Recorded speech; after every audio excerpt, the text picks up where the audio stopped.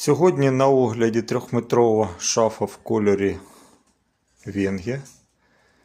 Класика темна. Шафа складається з двох частин. Одна частина йде 2-метрова. Ось ця шафа.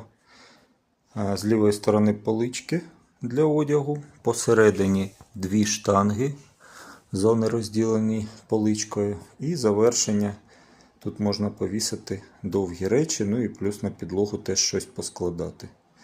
Друга частина шафи – це взагалі метровий віват, але трошки змінений. І оці 4 полички додані. І получилась ось така шафа саме для складання речей.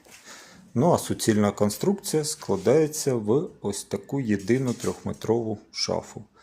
Висота 2,40, довжина 3 метра і глибина 60.